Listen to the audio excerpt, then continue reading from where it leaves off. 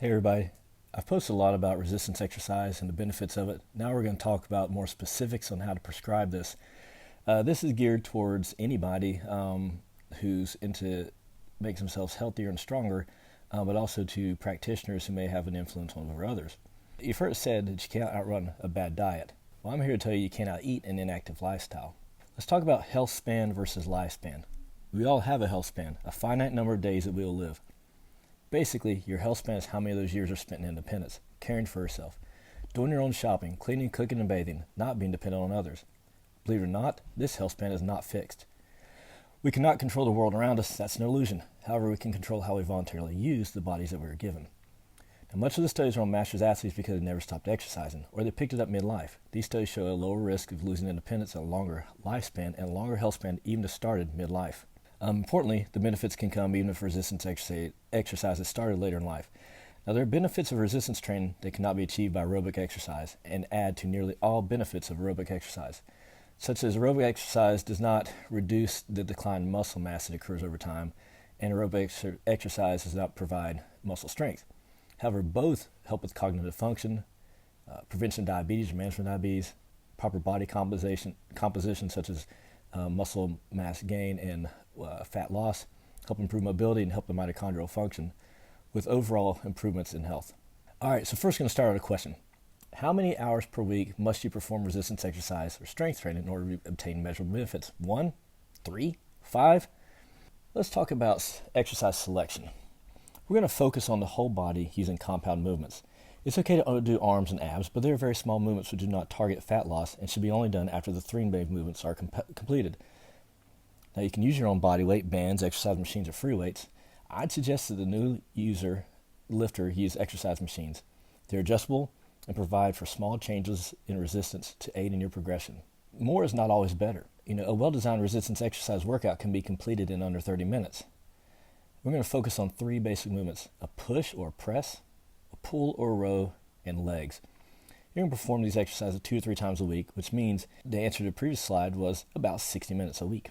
So we're going to perform 1 or 2 warm-up sets. This is going to prime your body for the movements you're going to perform, get the blood flow increased to the working muscles to perform at your best. And we're going to perform 1 working set. This weight should be a little hard to start, but not so hard you can't get at least 8 to 10 quality reps. Perform the repetitions till you're close to getting ugly. Not the facial expression, but the repetition. Every rep should look just like the first rep. So here's more about the working set. Once you've done as many repetitions as you can with good form, then you're done. Choose either try for a higher number of repetitions at the next workout or to increase the weight. I'd recommend your reps be no less than 10 to 12 and no more than 30 before you make a change. A progression. You'll stop improving if you stick to the same weights and reps every time. You've probably seen people in the gym who do the exact same weight, the same reps every single time they go in. Each time you want to increase the weight moved or the number of reps over time. Once you reach your personal rep goal for a given weight, then move the weight up after the next workout. Not every workout goes to plan, and over time you don't increase every workout, and that's okay. So start about the push or the press. Some exercises include a chest press, incline chest press, shoulder press. I prefer basic chest press to start with. Take your time to familiarize yourself with and to adjust the machine. Ask for help if needed. Keep the movements at a controlled speed, no need to jerk or let the weight slam back down. Breathe in before you press. Breathe out slowly as you press. Breathe back in as you slowly lower the weight back to the rest position. Try to not hold your breath. Try 3 seconds to press the weight, 1 second to hold, and 3 seconds to relax. The next is the pull or the row. Several options including seated or standing rows or pull down. Pick one. In the setup, be sure your arms are fully extended so you can get a good range of motion.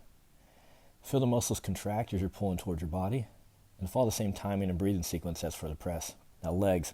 My favorite, and I hope it'll be for you as well. Let's take a little bit more time discussing this.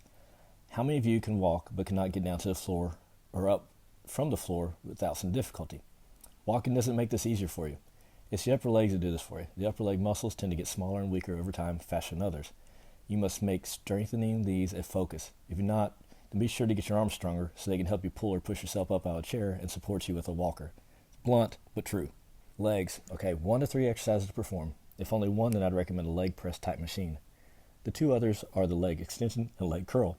You could do one day with the press and the other week with the extension and curl, or all 3 of both workouts. Same as the other exercises. Aim for 3 seconds pressing, 1 second holding the weight, and 3 seconds with relaxing. Smooth motions. Breathe out on the press and back in on relaxation. Do not hold your breath. Now for accessory work, if you complete your push-pull legs and want to do some more, here's some suggested exercises: an overhead press, a pull down, lower back extension, abdominal flexion, neck extensions, and arms. So this is a basic overview of resistance exercise prescription intended for healthy adults and those cleared for exercise by their primary care physician, cardiologist, etc. Following the basic principles will result in improvements in strength and physical function. This discussion is not for those advanced athletes preparing for bodybuilding show or powerlifting competition, as it will be inadequate for them. If you have any concerns about safety or safely performing the exercises, then speak to an experienced healthcare provider and trainer. Hope this information is beneficial to healthcare providers and to people in general. All right, if you like this video, please like it, subscribe to my account, please share it, and ask me questions in the comments.